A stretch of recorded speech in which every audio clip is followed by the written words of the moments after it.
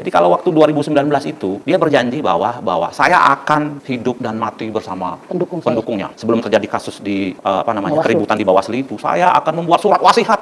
Setelah itu Prabowo menjadi menterinya, luar biasa. Saya amat sangat kecewa banget. Dan maaf, amat sangat pengecut kalau saya bilang. Jadi kalau ada masa lalu seorang pemimpin itu bicaranya bohong, masa kita juga mau ikut lagi, yang kedua lagi dibohongin lagi. Kita lihat masa lalu orang ini orang dulu bisa dipercaya apa enggak? Kalau ada yang bilang Pak Anies itu orang yang amat sangat ambisius, salah kalian. Kami yang ambisius minta Pak Anies jadi presiden dan kami tidak minta apa-apa. Gitu, karena kami ingin perubahan Indonesia lebih baik. Karena ini di sini rumah tinggal anak cucu kami.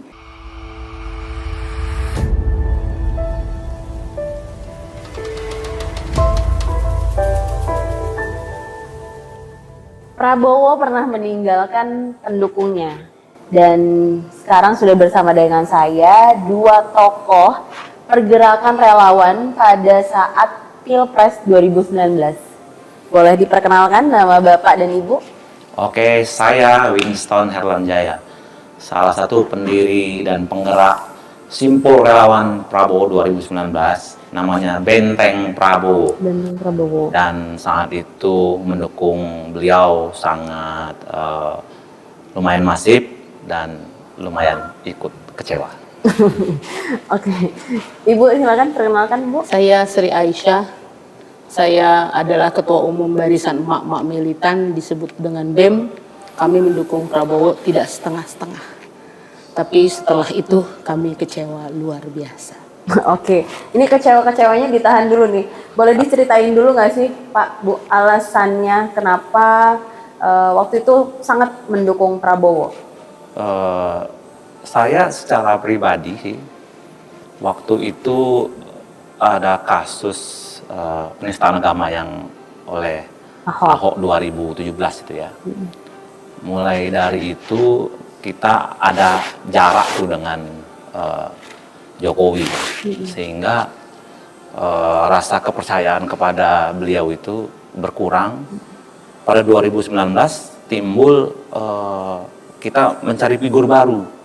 Nah, kebetulan si Pak Prabowo ini mencalonkan, dia meyakinkan para konstituen dan para relawan ini, saya bisa menjadi sosok yang bisa mengayomi saya sebagai umat Islam dan bisa menjadi sosok yang lebih baik daripada Presiden Jokowi yang saat itu saya pikir menjadi saya memiliki ketidakyakinan bahwa beliau bisa membawa Indonesia lebih baik. Dan itu bisa kita lihat dari hasilnya sekarang. Jadi kita sudah sadar itu dari jauh-jauh tahun 2017 dan hasilnya terbukti sekarang. Oke. Kalau Ibu Bu, alasannya Bu? Waktu itu kami mendukung Prabowo. Kami ini, saya mewakili BEM ya, karena BEM itu kan banyak banget emak-emak memilih Prabowo itu karena mengikuti istimewa ulama. Waktu itu ulama mendukung Prabowo dan kami bekerja nggak setengah-setengah, kami bekerja total untuk memenangkan Prabowo. Itu dah dilihat dari 2014, 15, 16 saya sempat ketembak di depan KPK 20 Mei setelah Ahok itu menggusur akuarium. Bagaimana penderitaan masyarakat Jakarta. Saya ingin nggak Jakarta aja yang berubah, tapi Indonesia ada perubahan. Tapi kenyataannya jauh api daripada panggang. Begitu, Mbak. Oke, berarti Bapak dan Ibu ini, tadi Ibu kan sebagai ketua, boleh diceritain Pak sebagai apa dulu posisinya di kerelawanan itu? Kalau Ibu Aisyah ketua umum Barisan Emak-Emak. Barisan Emak-Emak. Umum ya. Ini artinya membawahi seluruh Barisan Emak-Emak militan nasional. Nasional. Kalau Bapak Winston sendiri? Kita Simpul Benteng Prabowo namanya. Ya. Bapak Jadi sebagai? Saya sebagai pendiri dan penggeraknya. Oh, oke. Wow. Sama-sama ketua umum ya. Jadi nggak salah kalau tadi saya sebutnya sebagai tokoh penggerak relawan gitu. Terus saya mau nanya nih Pak Bu, perasaan tadi yang sempat diutarakan, kekecewaan kepada Prabowo itu Kenapa gitu? Kenapa bisa merasa kecewa sama Prabowo? Jadi Bapak duluan. kalau saya pikir sekarang ini kan kita ini sudah dari 2019 sudah melampaui sudah menjangkau 5 tahun 2024 sekarang ya. Jadi beliau mencalonkan lagi. Saya sebagai mantan pendukung beliau itu merasa bahwa sudahlah, jadi menurut saya Indonesia ini butuh figur yang berintegritas. Jadi kemarin kita kan ada debat, Hana ada debat capres tanggal 7 kemarin, 7 malam. Itu kan temanya tentang soal pertahanan dan keamanan. Saya berpikir simpel, soal pertahanan keamanan ini harus dimulai dari profil seseorang capres tersebut. Yang harus dipegang seorang capres itu adalah bisa nggak dia megang janjinya kepada pendukungnya dulu. Jadi kalau waktu 2019 itu dia berjanji bahwa saya akan hidup dan mati bersama pendukungnya. Bahkan di 2019 itu ada pertemuan di Hotel Sahid dan saya menghadiri juga sebelum terjadi kasus di keributan di Bawaslu itu. Saya akan membuat surat wasiat. Surat wasiat tuh Ibu, ya dengar juga ya. Saya pikir waduh hebat deh, ini idola saya ini akan membuat surat wasiat, akan bertempur pada titik darah penghabisan. Tapi hasilnya apa? Banyak orang meninggal di Bawaslu mendukung beliau itu. Tapi kenyataannya beberapa hari kemudian beliau duduk di bukan di kereta di MRT naik dengan Pak Jokowi itu. Nggak tahu deal-dealnya, tahu dia jadi menteri. Itu kan sebenarnya menyakitkan. Harusnya seorang pemimpin itu yang sudah ngajak pasukannya berperang di tengah lapangan itu, kalau semua pasukannya ini diajak berperang terus kemudian dia berselingkuh dengan lawan politiknya atau lawan perangnya, ya itu namanya menurut saya dalam sebuah pertempuran adalah pengkhianatan. Jadi menurut saya negara yang besar ini, Indonesia ini, tidak boleh dipimpin oleh seorang yang jiwanya berkhianat kepada pendukungnya. Itu aja sih menurut saya.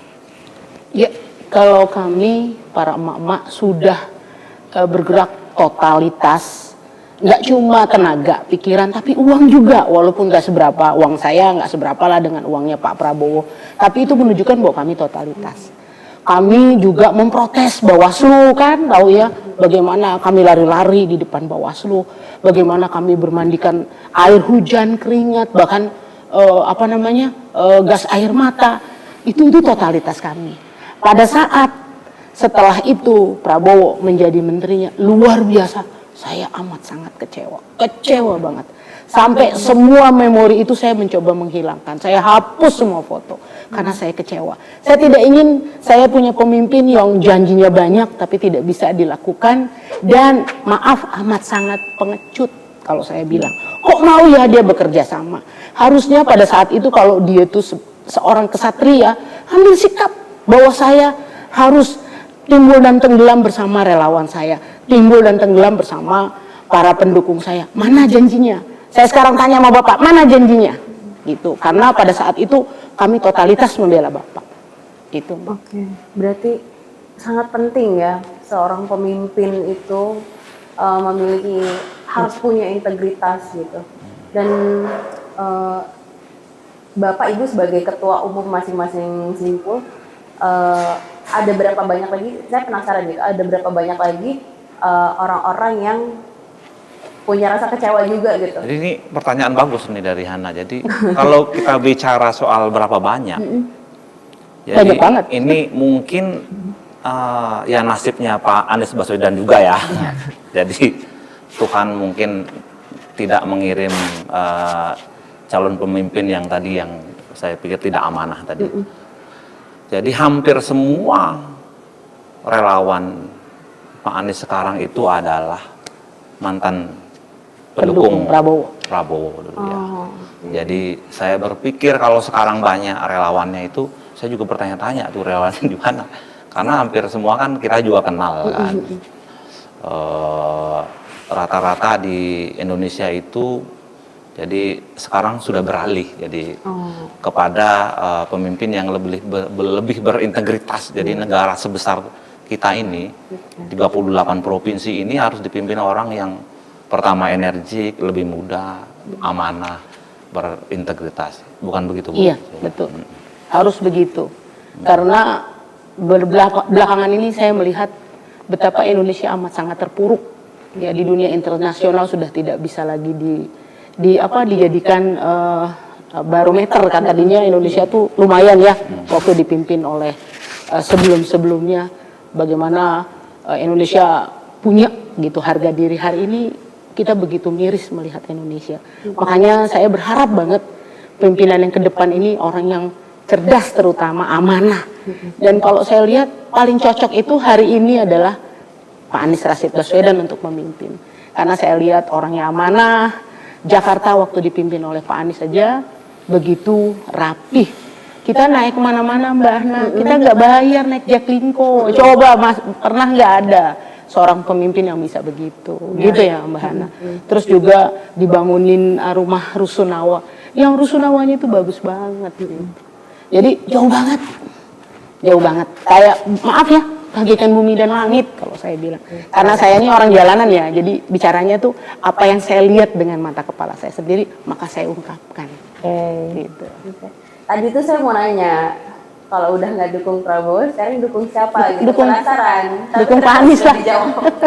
Tapi ternyata sudah langsung dijawab. Saya mau nanya lagi, kenapa Anies? Kenapa Pak Anies Rashid Baswedan? Jadi Di antara yang lain. iya, itu pertanyaan sungguh bagus dan menarik.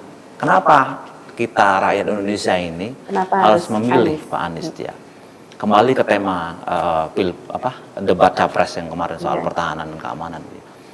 Jadi rakyat Indonesia ini harus paham bahwa ada kasus reklamasi yang kemarin waktu beliau itu jadi gubernur.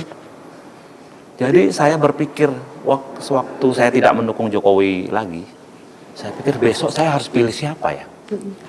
Saya berpikir ada kasus, saya baca di media ada gubernur sosok baru, Anies Baswedan itu. Dia bisa mempertahankan tanah yang mau diambil oleh para pengembang ini. Yang intinya ya ini mau dikuasai lah. Itu dia gugat, dia ambil kembali ke negara di bawahnya Pemda. Nah, sekarang ini kita lagi butuh pemimpin-pemimpin yang bisa mempertahankan sejengkal tanah di Indonesia ini jangan sampai dikuasai orang-orang yang nggak jelas. Karena beribu-ribu hektar tanah di Indonesia ini adalah aset negara dan bisa akan memakmurkan bangsa dan negara. Nah, sekarang contohnya banyak kebun-kebun sawit ilegal itu di rezim ini juga. Kebun sawit ilegal ini kan bisa menghasilkan ratusan triliun per bulan ya. Itu banyak juga kasus-kasusnya juga terabaikan. Artinya harapan kita dengan munculnya sosok Satrio Piningit yang jelas ini, Pak Anies Baswedan ini. Jadi kami sudah pastikan dengan hampir 1000-an relawan, simpul relawan di Indonesia, bahkan mungkin hampir 1000 sampai 1500-an ya. Sudah bulat bahwa kami di dalam dan di luar. Di dalam dan di luar sudah bulat untuk memenangkan Pak Anies ini. Insya Allah satu putaran ya Bu? Iya, satu putaran. Ya. Kalau Ibu, Kalau saya benar, saya ngaku deh. Saya rahasia ya Mbak. Pak Anies itu kami yang dorong-dorong untuk jadi presiden. Jadi waktu itu kami minta Pak Anies harus jadi presiden. Makanya ingat nggak Mbak, waktu di KPK mau macem-macem gitu kan kasarnya, mau menjadikan Pak Anies apa namanya Bang? Tersangka. Kami pun langsung lari ke KPK, macem-macem kalian ya gitu. Jadi jangan begitu, karena Pak Anies orang bersih. Dan saya lihat dari Pak Anies, karena saya guru kan, bagaimana kelembutan hatinya seorang guru. Karena saya guru nih, dan tahu psikologi pendidikan, psikologi dia tahu. Makanya saya memilih Pak Anies karena beliau seorang guru. Dan satu lagi ya, Pak Anies tuh orang yang teramat sangat jujur gitu. Kalau nanti Bapak Ibu ke rumahnya nggak ada yang istimewa di rumahnya Pak Anies. Kalau kita lihat ya pejabat-pejabat hari ini, waduh rumahnya Pak Anies, rumahnya begitu sederhana. Yang kayak gitu dibilang korupsi, di mana ininya saya bingung deh, mana gitu. Nah itulah, jadi Mbak Hana, saya ngaku bahwa kamilah yang mendorong Pak Anies untuk jadi presiden. Kalau ada yang bilang Pak Anies itu orang yang amat sangat ambisius, salah kalian. Kami nih yang ambisius minta Pak Anies jadi presiden. Wow. Dan kami tidak minta apa-apa. Gitu. Gitu, karena kami ingin perubahan Indonesia lebih baik. Karena ini di sini nih rumah tinggal anak cucu kami. Saya cuma bilang Pak Anies, tolong ya jaga anak cucu kami. Itu aja, nggak ada apa-apa lagi, beneran. Makanya menangan Pak Anies 1 putaran itu wajib. Dan insya Allah cuma yang bisa mengalahkan Pak Anies adalah kecurangan. Catat itu kecurangan. Hati-hati ya KPU Bawaslu. Ya, Gitu, mantap Mbak Hana. sekali. Kalau sekarang boleh diceritain nggak? Berarti sekarang kan sudah mendukung Anies. Apakah tergabung lagi dalam membentuk lagi si simpul relawan ini atau gimana? Boleh diceritain nama simpul relawannya apa dan sebagai apa? Jadi kami sudah hampir 1,5 tahun yang lalu, setelah periode kekecewaan terhadap mendukung Prabowo 2019 itu, kita sudah menemukan pemimpin baru. Jadi kami sudah berjuang, sudah lama. Kami mendirikan namanya Simpul Seknas Bung Anies. Itu sudah hampir berdiri 100 DPD seluruh Indonesia. Semuanya sudah bergerak dari mulai Aceh sampai ke ujung Jawa ya, Kalimantan. Dan saya juga dipercaya menjadi ketua koalisi Simpul Relawan Amin, namanya Porju Amin. Porju Amin. Ya. Kepanjangan Porju apa tuh Bang? Forum Perjuangan Amin. Ya. Perjuangan Amin. Oke. Kalau kami barisan emak-emak militan itu, kami nggak punya apa-apa. Duit kami nggak punya, cuma punya semangat. Maka totalitas kami akan kasih tahu. Kemarin 2 bulan yang lalu kami jalan dari rumah saya ini Jakarta, dari Jakarta ke Bandung naik motor. Itu yang kami punya, Mbak Hana. Naik motor kami sosialisasikan pilih Anies. Gini. Jadi kalau kalian ngatain Pak Anies, kalian salah. Kami yang bergerak di lapangan. Ini Pak Winston, saya semua tuh gerak. Apa punyanya? Saya cuma punya motor, saya jalan pakai motor. Saya sosialisasikan, pilih ya. Begitupun di Cianjur, pilih ya. Nah, insya Allah nanti ada kesempatan, saya mau ke Jawa Tengah, Jawa Timur, juga naik motor. Kenapa? Nggak ada yang mustahil. Yang ada adalah kekuatan, keberanian, dan Indonesia harus berubah, itu aja. Jadi jangan lagi bilang bahwa Pak Anies tuh ambisi, salah. Pak Anies tuh ingin uang, salah. Yang saya tahu Pak Anies adalah ingin perubahan, seperti kami, gitu Mbak Hana. Aduh, saya sedikit terharu gitu dengan perjuangan ibu Para emak-emak. para mama ini dengan keterbatasannya tapi bisa all out gitu ya mendukung pergerakan Pak Anies ini, door to door, jalan darat, naik motor, itu bukan suatu hal yang mudah ya, tapi ibu mau gitu. Apa sih Pak Bu yang dilihat dari Pak Aniesnya yang bikin apa ya, oh he's the one, ini orangnya gitu, cocok gitu. Kalau saya sih, Spesifiknya banget. saya berpikir bahwa Indonesia ini negaranya kaya banget, Nana. Jadi dari sektor laut, dari sektor perkebunan. Jadi kalau kita ini bisa menjaga aset, negara kita ini nggak ada orang susah di Indonesia ini. Jadi kita lagi butuh. Jadi saya sampaikan kepada masyarakat luas itu. Sekarang itu yang butuh Pak Anies itu kita. Bukan Pak Anies itu yang ngoyo-ngoyo terus saya harus, tapi kita ini harus butuh dia agar bisa menjaga negara kita ini. Dan kemakmuran itu jelas akan terbentuk ketika pemimpin itu berintegritas, amanah. Ya kalau orang itu udah nggak amanah, berjanji-janji palsu, bilang A hasilnya B, terus menumpuk harta, ya nanti ya yang susah-susah ya rakyat ini yang. Jadi kita jangan mau memilih pemimpin ini yang suka berbohong ya. Jadi rakyat itu harus bahwa saya harus bagaimana sekarang saya mengeluarkan harta dan benda ini memilih pemimpin yang benar-benar amanah untuk bangsa dan negara ini. gitu. Kalau saya nih cuma satu ya, karena negara saya cinta loh Mbak Hana sama Indonesia. Dan saya ini jadi malu saya dibilangnya, saya ini aktivis. Dan saya lihat kesamaan aktivis itu adalah mengedepankan perjuangan. Dan Pak Anies juga aktivis loh. Bagaimana dulu Pak Anies pernah bikin guru, apa namanya? Indonesia mengajar. Indonesia mengajar. Itu cerdas banget gitu. Guru-guru yang di pulau-pulau terpencil tidak terjangkau Pak Anies buat supaya semua merasakan hak yang sama. Saya merasakan karena saya guru, saya pernah ngajar di anak-anak para WTS, anak-anak jalanan, jadi saya tahu. Makanya saya pilih ini kayaknya orangnya ini, gitu. Insya Allah ini orangnya. Mudah-mudahan Pak Anies sehat. Dan saya ingin banget Pak Anies jaga kesehatan ya Pak Anies. Dan di sebelah-sebelahnya Pak Anies tolong dijaga Pak Anies. Karena ini permata ini ya, gini. Karena ini mudah-mudahan dengan di bawah Pak Anies gitu, Pak Anies jadi pemimpin Indonesia, saya rasa keluar kita dari kesusahan ini. Indonesia ini kaya banget Mbak, gitu. Kalau kita hitung emasnya, gasnya, insya Allah kita udah bisa mandiri. Dan kita kayaknya lebih kaya dari Brunei. Itu kita kaya itu Mbak Hana gitu. Oke.